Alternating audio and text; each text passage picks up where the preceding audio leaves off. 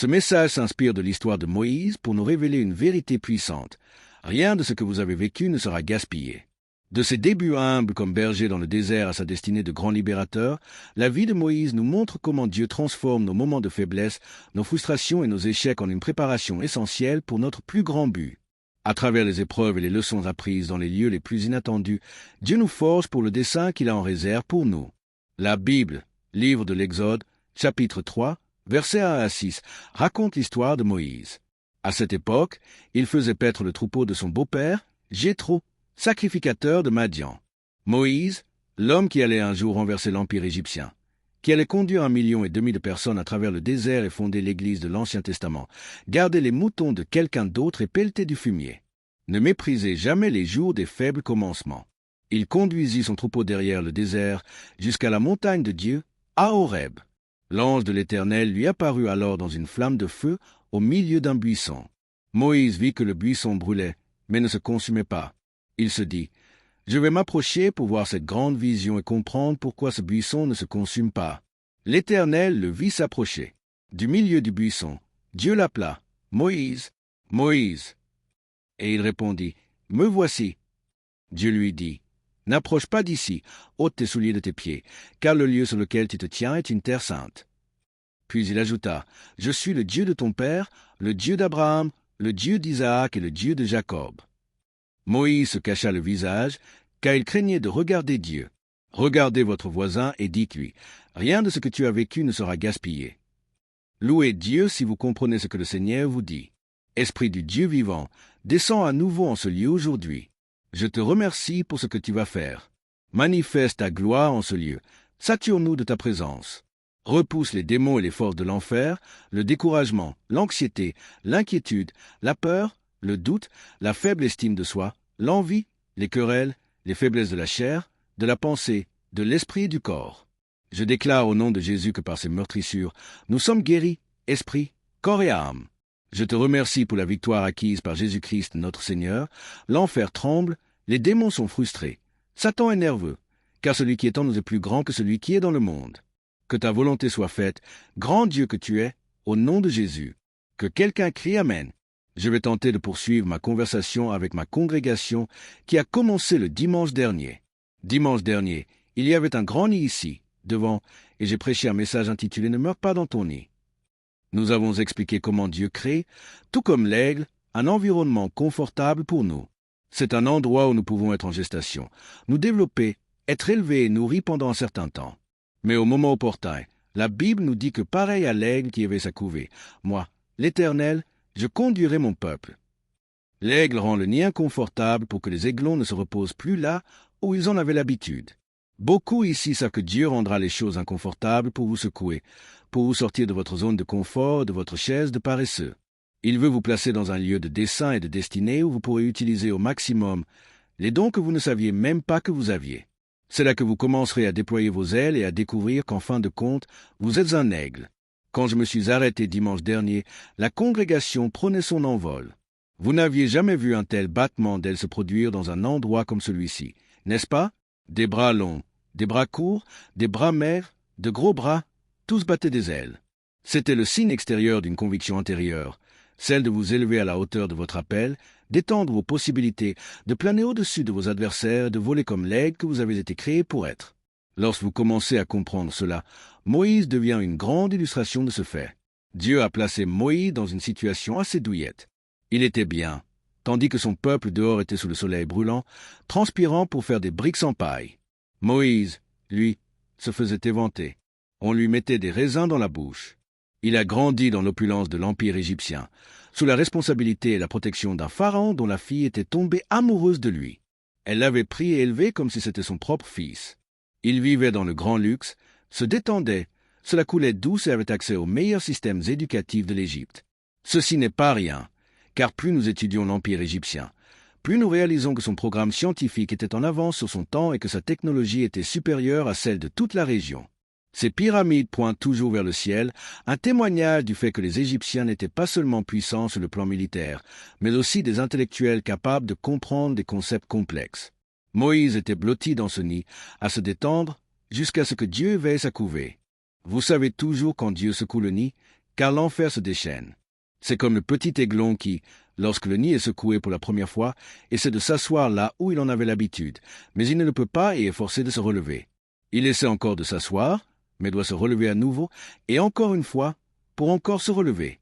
Ce n'est pas parce que quelque chose ne fonctionne pas dans votre vie que cela signifie que vous êtes victime d'une attaque satanique. Je vais le répéter. Ce n'est pas parce que quelque chose ne fonctionne pas dans votre vie que cela signifie que vous êtes victime d'une attaque satanique.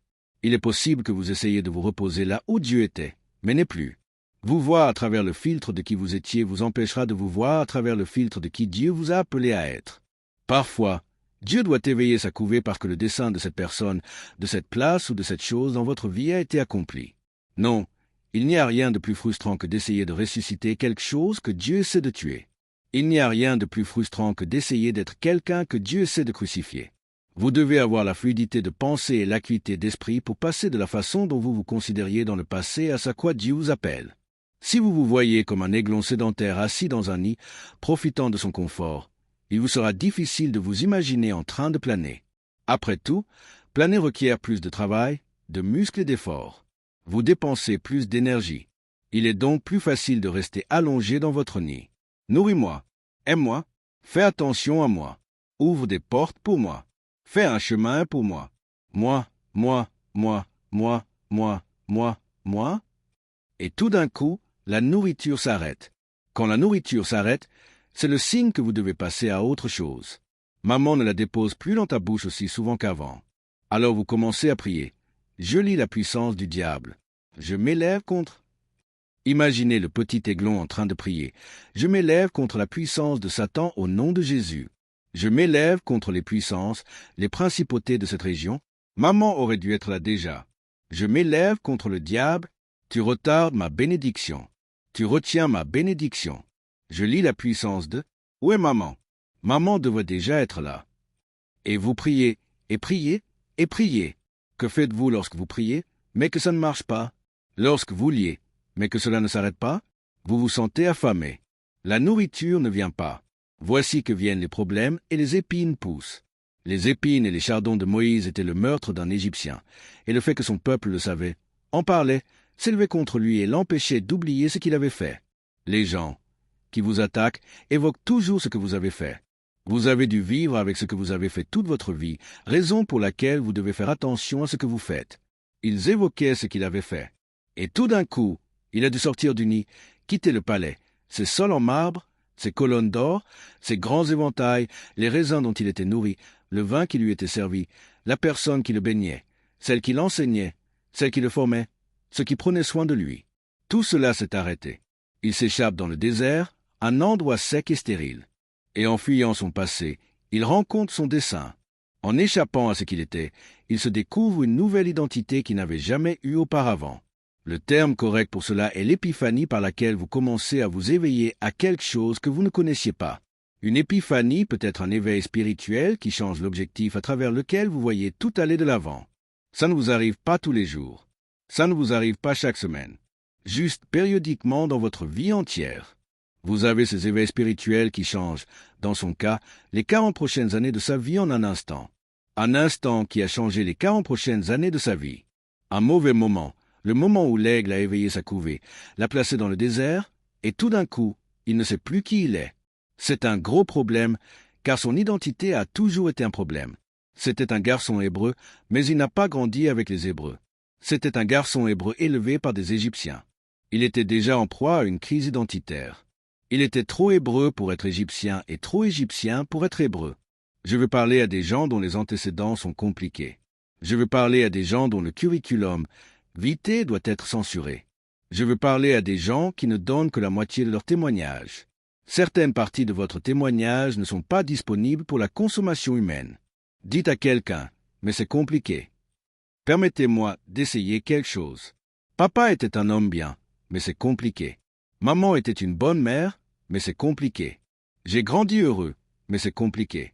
Je peux vous parler de cette partie de ma vie à profusion, mais il y a d'autres choses que je ne veux pas aborder. Pourtant, ces autres choses aident à façonner qui je suis, autant que les bonnes choses. Moïse était indépendant. Il était fort, puissant, instruit, c'était un intellectuel. Il était respecté en Égypte, mais il n'était pas vraiment égyptien. Et bien qu'il ait été élevé par eux, il n'était pas vraiment l'un d'eux.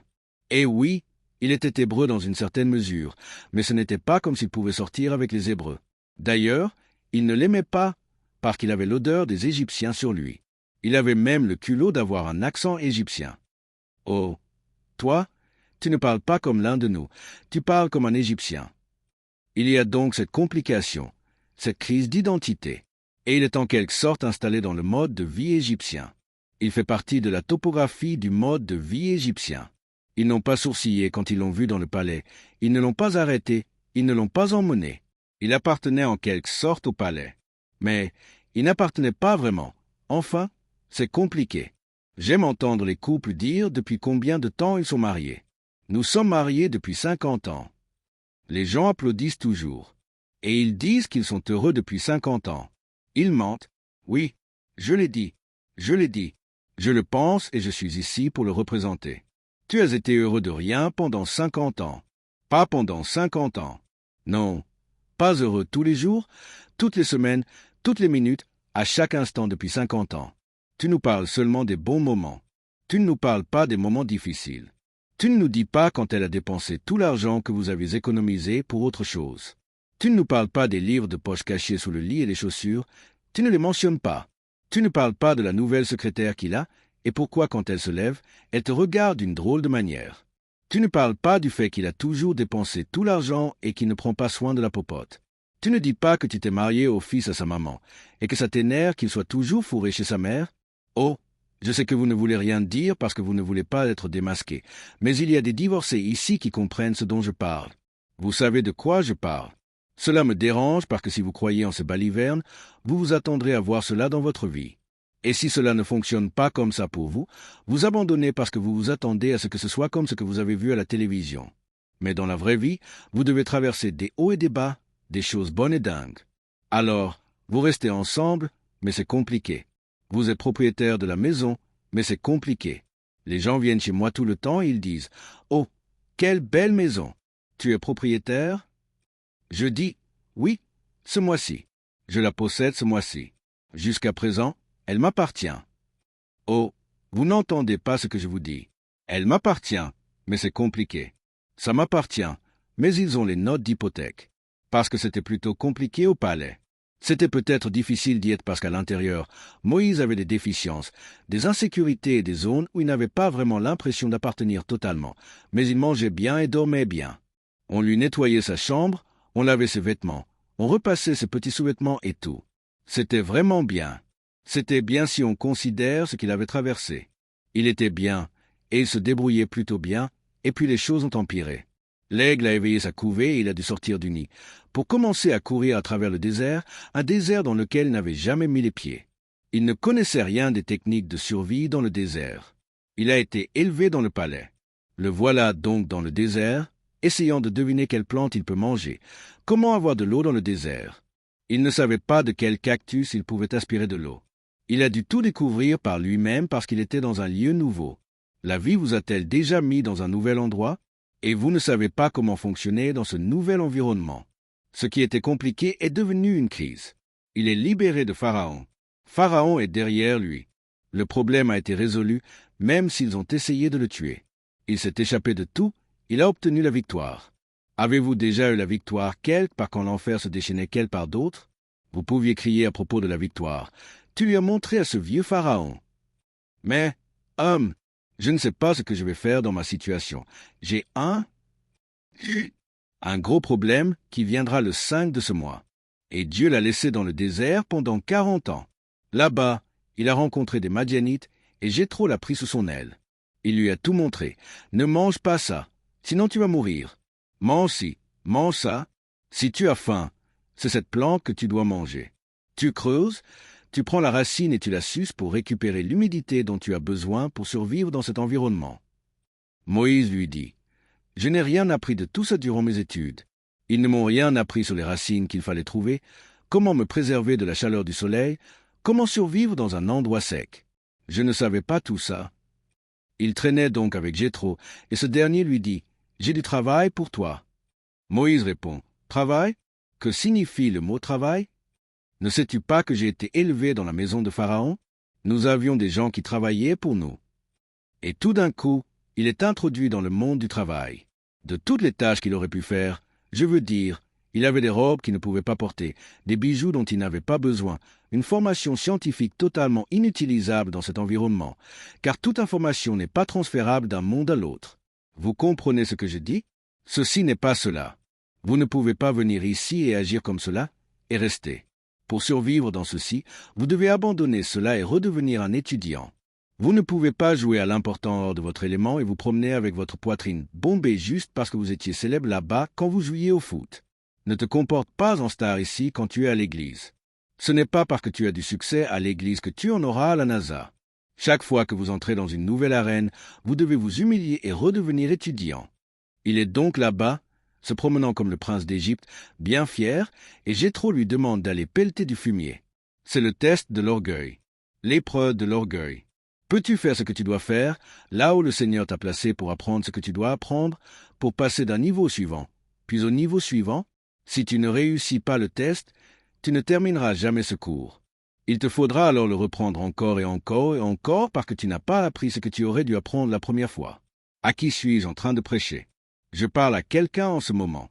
Moïse n'a plus le temps de s'inquiéter de qui était sa maman, d'où est son papa, de qui est qui, comment dois-je me laver, et quelle langue dois-je parler? À présent, son travail consiste à pelleter du fumier, à nettoyer après le troupeau. Et voici que Jéthro lui demande maintenant de paître le troupeau. Ça pue, c'est sale, ça schlingue. Les moutons sont mignons sur les photos, mais j'étais à Jérusalem et j'ai dû aller là où les moutons étaient. Quand vous les voyez sur la photo, vous ne pouvez pas les sentir dessus, mais quand vous allez là où ils sont vraiment, à moi-même, vous avez alors envie d'emmener avec vous du Febreze, du Glade et de l'Ambi pur. Sur les photos, ils sont blancs, n'est-ce pas? Mais dans la vraie vie? Non, non, non, non, non, non, non, non, non. C'est du Photoshop. Dans la vraie vie, ils sont noirs en fait. Mais leur odeur, ce n'est plus une odeur, c'est une puanteur. On devrait mettre en bouteille cette odeur et la vendre comme insecticide. Je sais qu'ils n'ont pas à s'inquiéter des moustiques. Aucun d'eux ne voudrait mordre quelque chose qui sent comme ça. Moïse est dans cet environnement et je sais que l'ennemi a dû lui dire « Où est ton Dieu? Tu es ici. Toi? Je pensais que tu aurais un destin extraordinaire. Ta maman t'a appelé Moïse parce que tu as été retiré des eaux. Je pensais qu'il y avait un roi, un homme puissant et un général en toi. Et tout ce que tu fais n'est qu'apprendre les techniques de survie du désert. Regarde-toi traîner ici. Tu es le roi du troupeau. Occasionnellement, dans votre vie, vous passerez par une période où il semblerait que toutes vos compétences sont gaspillées. Vous aurez l'impression qu'on ne vous utilise pas à votre plein potentiel. Vous aurez l'impression de vivre en dessous de votre privilège. Et si vous ne faites pas attention, vous vous considérez secrètement comme un échec, parce que vous ne vous voyez pas fonctionner comme vous l'auriez rêvé. Moïse se balade en disant « Au moins, ils ne m'ont pas tué. Au moins, j'ai fui l'Égypte et je tire le meilleur parti d'une mauvaise situation. » Et tout d'un coup, il a une épiphanie, une révélation. Ça lui est juste arrivé. Il ne jeûnait pas pour ça, ne priait pas pour ça, ne parlait pas en langue pour ça. Ça lui est juste arrivé. Il ne s'y attendait même pas, ça l'a stupéfié. Vous savez, Dieu est maître des soudainetés. Je vais le dire encore. Si vous comprenez que Dieu est le maître des soudainetés, cela signifie que parfois votre vie prendra un tournant que vous n'avez même pas vu venir. Ce ne sera pas une progression graduelle, pas une évolution qui mènera à une révolution. Ce sera soudainement, instantanément, immédiatement, sorti de nulle part. Un appel téléphonique, une réunion, une personne, une fois, un travail et toute votre vie. Tout à propos des 40 prochaines années est sur le point de changer. Je ne sais pas à qui je parle, mais prépare-toi, prépare-toi, prépare-toi, prépare-toi. Moïse marchait à travers le désert auquel il est maintenant habitué. Il est là depuis 40 ans. Il a 80 ans. Il lui a fallu 80 ans avant de vraiment comprendre qui il était. Je sais, n'est-ce pas décourageant? À 80 ans, il a une épiphanie. 80 ans d'incertitude, d'insécurité, 80 ans sans rien avoir de défini ni d'absolu, 80 ans de crise d'identité, 80 ans de doute et 80 ans sans appartenance quelconque. Il ne pouvait pas tout à fait se lier aux Égyptiens. Il ne pouvait pas tout à fait se lier aux Madianites. Il ne pouvait pas tout à fait se lier aux Hébreux. Il les connaissait tous, mais n'était lié à aucun d'eux. Je veux parler aux marginaux. Oui, aux inadaptés. Ils viennent de toutes les couleurs et des deux sexes. Certains sont démocrates, certains républicains, certains bruns, certains roux, certains ont un afro, Certains ont des nattes. Certains sont chauves. Des marginaux. Certains sont instruits. Certains ne le sont pas. Certains sont magnifiques. Certains ne sont pas si beaux, mais ce sont des marginaux. Vous le savez à l'intérieur de vous, car peu importe ce que vous essayez de faire pour vous reposer et vous adapter aux gens, quelque chose se passe toujours, et cela vous fait sauter et sortir du nid. Vous ne vous mêlez jamais tout à fait avec qui que ce soit. Vous n'êtes peut-être que 10 ici, mais il y a quelques marginaux ici qui comprennent ce dont je parle. Vous devez comprendre que l'inadéquation fait partie de la méthodologie de Dieu. Il n'a jamais voulu que tu t'adaptes. Si tu t'étais adapté aux Hébreux, tu n'aurais pas pu diriger ce que tu as intégré. Si tu t'étais intégré aux Égyptiens, tu n'aurais pas pu lier le diable avec qui tu couches. Si tu t'étais intégré aux Madianites, tu aurais raté ton destin, car tu aurais construit une maison dans un désert dans lequel Dieu n'a jamais voulu que tu restes. Donc, ce sentiment de ne jamais s'intégrer ne signifie pas que vous êtes perdu. Ça signifie que Dieu vous conduit de foi en foi et de gloire en gloire, parce que l'Éternel a fermé les pas de l'homme, et il prend plaisir à sa voix. Dites à votre voisin, fais un autre pas, vous êtes juste au bord. Vous êtes à 2 doigts. Dieu vous a mis en place, et la raison pour laquelle vous êtes dans ce service ce matin, c'est que Dieu est sur le point de vous donner une révélation, un buisson ardent. C'est le moment de franchir une nouvelle étape dans votre dessein et dans votre destin. Si vous entendez les paroles qui sortent de ma bouche, louez votre Dieu. Faites un autre pas. Vous êtes sur le point d'entrer dans votre dessein et votre destinée. N'abandonnez pas, ne vous infantilisez pas, allez de l'avant et motivez-vous à sortir de ce nid. Je vous mets au défi de le faire. Faites un autre pas. Faites un autre pas. Faites un autre pas. Et quand Moïse a fait ce pas, il est alors tombé sur cette épiphanie. Oh mon Dieu, ce buisson ardent. Waouh! C'est curieux, et il continue de marcher et veut se détourner pour mieux voir. Si je vous exposais à quelque chose et que vous continuez à marcher, ça voudra dire que ce n'est pas pour vous. J'ai enseigné une classe de leadership récemment. J'encadrais un jeune pasteur et j'enseignais une classe de leadership. Et pendant que j'enseignais, je pouvais dire qu'il n'était pas du tout connecté. Et j'ai tout de suite décidé de ne plus investir d'énergie, car si je t'expose à quelque chose et que ça ne t'attire pas, ce n'est pas pour toi. Si c'était pour toi, même si tu essayais de t'en éloigner, si tu essaies de t'en éloigner, quelque chose te fera te retourner pour voir. Maintenant, regardez le texte, car c'est là que ça devient intéressant. Vous voyez, Dieu ne lui a pas parlé quand il a vu le buisson. Il ne lui a pas parlé quand il a été exposé au buisson.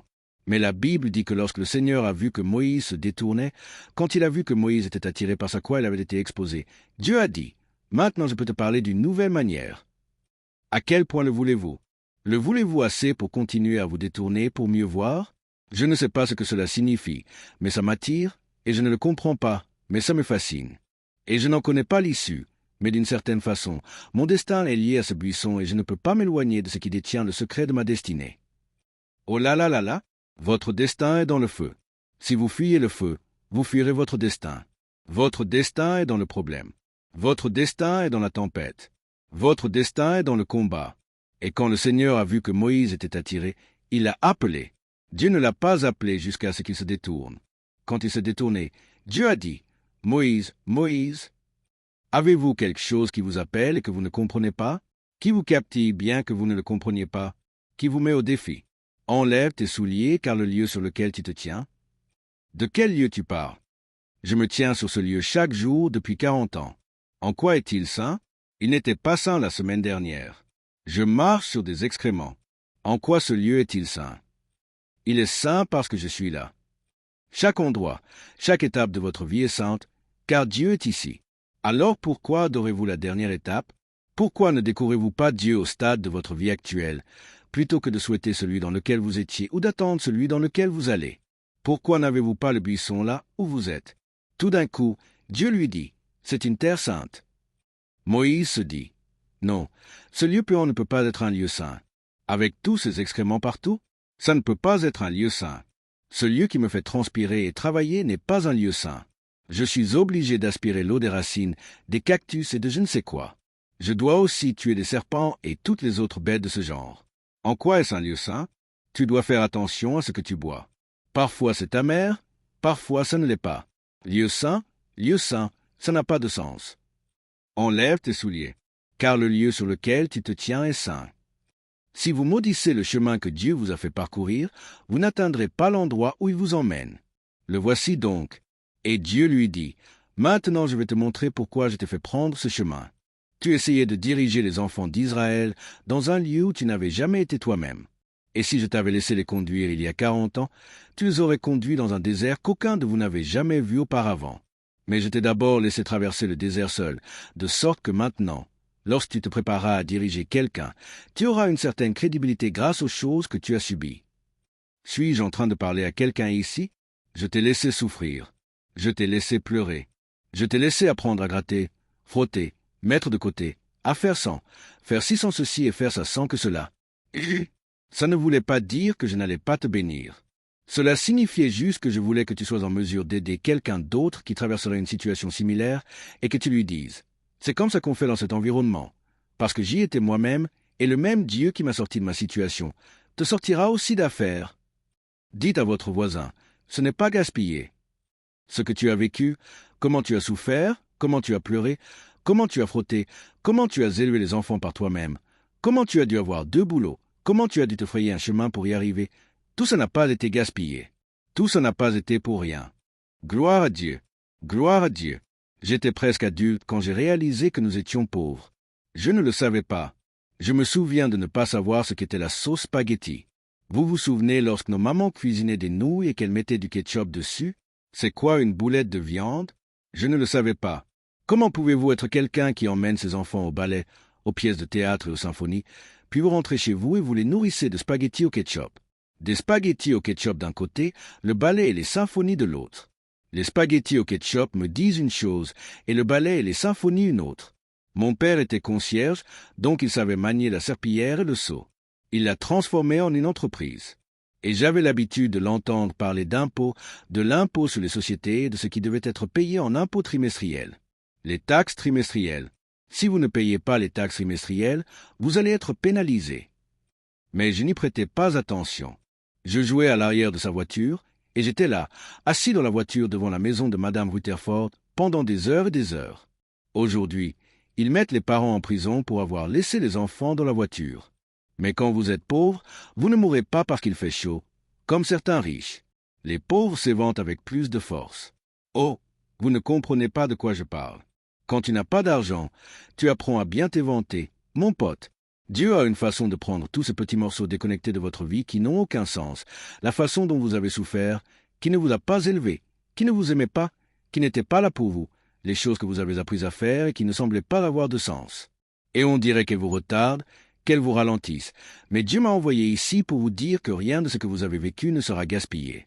Je ne sais pas ce que cela signifie pour toi, et je ne sais pas de quoi toi et lui avez parlé.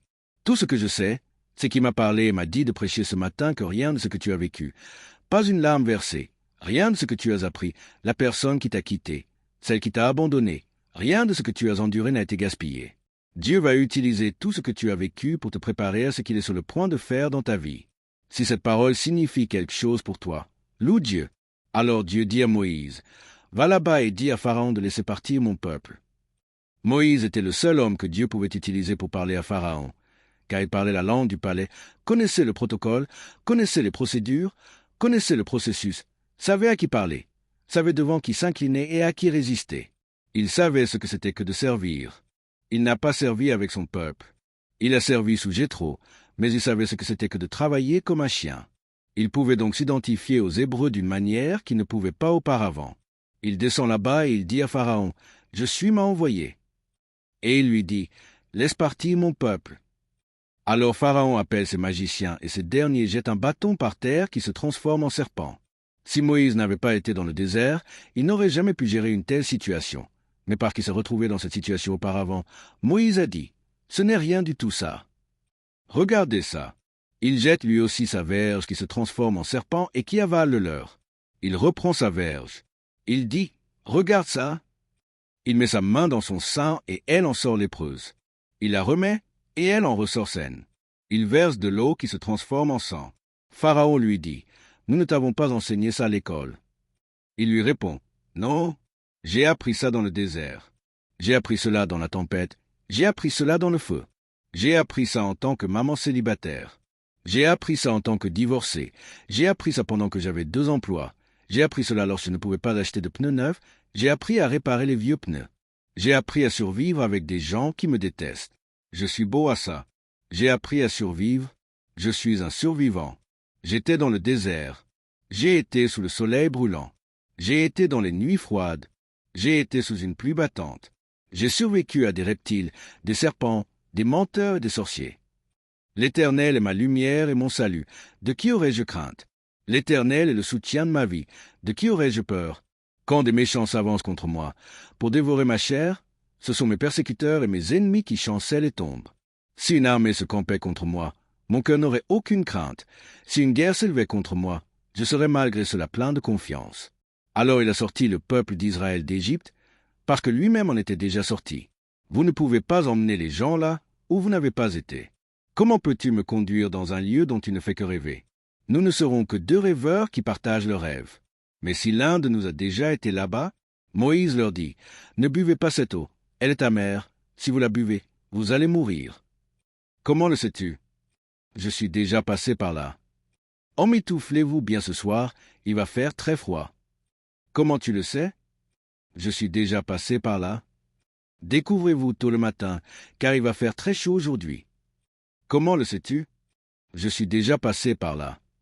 Moïse, j'ai été mordu par un serpent. Qu'est-ce que je fais? T'inquiète, je m'en charge, je suis passé par là. Si je n'étais pas passé par là, je n'aurais pas pu bien gérer la situation. Mais parce que je suis passé par là, rien de ce que j'ai vécu ne sera gaspillé. Mais Moïse, où as-tu ton diplôme de leader? Princeton ou UCLA? À Yale ou Harvard? Non, je l'ai eu à l'Université du Fumier. Je l'ai eu avec magna cum laude de l'Université du Feu et de l'Haleine Sèche. Comme matière principale, j'ai pris la technique de survie et en option les miracles. Je suis à présent prêt à conduire le peuple d'Israël, car tout ce que j'ai conduit avant était un entraînement, une préparation pour cela.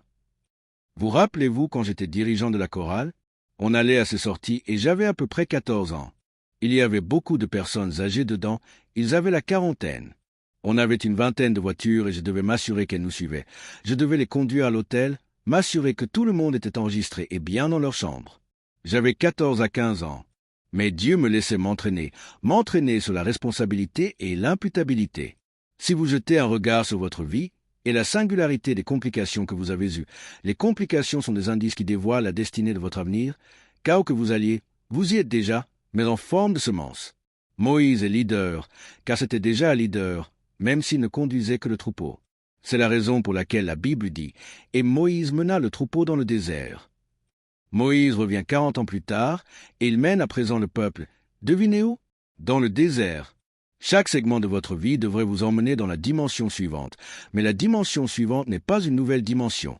C'est une dimension plus élevée que la précédente. Et enfin, je comprends ce que Paul voulait dire dans Romains 8, 28.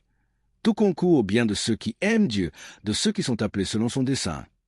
Tout ne se passera pas toujours bien, mais tout concourra à ton bien, car Dieu n'attend pas de te couronner avant de t'appeler. Il te prépare toute ta vie pour ce que tu vas faire. Il t'a préparé toute ta vie pour ce que tu es sur le point de faire. Toute ta vie. Et rien de ce que tu as vécu ne sera gaspillé. Rien, rien, rien. Il a brisé ton arrogance par tes faiblesses. Il t'a humilié dans le désert. Il t'a humilié pour pouvoir t'élever. Il t'a humilié afin de t'élever. Il t'a humilié sachant qu'il allait t'élever pour que quand tu arriverais dans l'élévation, ton arrogance disparaisse, car tu te souviendras toujours de là où tu viens. À qui est-ce que je prêche? Où que vous soyez dans ce processus, voici la promesse de Dieu pour vous. Rien de ce que vous avez vécu ne sera gaspillé. Ce que vous pensez être un combat est un entraînement. Seigneur, si tu avais été ici, mon frère ne serait pas mort. J'ai perdu ce combat car tu ne m'as pas aidé. Il dit, ça, ce n'était pas un combat. Si je voulais que ton frère ne meure pas, j'aurais pu l'arrêter. J'ai fait exprès d'attendre que ton frère meure, parce que la mort de ton frère était une préparation pour la résurrection. Il fallait qu'il meure afin que ma puissance s'accomplisse dans sa faiblesse. Et la raison pour laquelle je ne l'ai pas fait dans la dimension précédente était que le miracle était trop petit pour attirer l'attention dont j'avais besoin. Alors j'ai attendu que ça aille de mal en pis, pour que quand je le sortirai de là, il n'y aurait aucun doute que c'est moi qui l'ai sorti de sa calamité. Je vais conclure. Rien de ce que vous avez vécu ne sera gaspillé.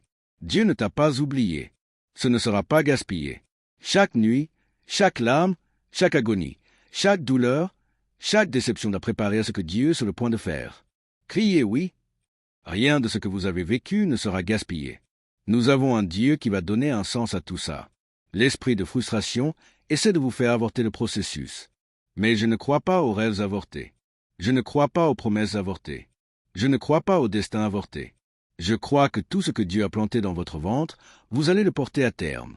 Je m'en fiche si tu gonfles. Je m'en fiche si tu transpires. Je m'en fiche si tu t'inquiètes. Quand Dieu t'imprègne du destin, tu dois passer par tout le processus. Rien de ce que tu as vécu ne sera gaspillé. Levez vos mains. Au nom de Jésus, par la puissance du Dieu vivant, je prends autorité sur l'ennemi. Je lis l'esprit de frustration. La frustration est un esprit. Ce n'est pas un raisonnement. C'est un esprit. Je m'élève contre l'esprit qui a attaqué votre esprit, infesté vos pensées et lié votre créativité. Je lui ordonne de sortir au nom de Jésus. Ça, prenez courage, car rien de ce que vous avez vécu sera gaspillé. Nous aimerions vous donner l'opportunité de faire de Jésus le Seigneur de votre vie. Voulez-vous bien prier avec moi? Dites, Seigneur Jésus, je me repens de mes péchés. Viens dans mon cœur, je fais de toi mon Seigneur et Sauveur. Si vous avez fait cette simple prière, nous croyons que vous êtes né de nouveau. Allez dans une bonne église qui est basée sur la Bible et donnez à Dieu la première place. Nous espérons de tout cœur que ce message changera votre vie. N'oubliez pas de le partager pour qu'il en change bien d'autres. Merci de vous abonner et que Dieu vous bénisse.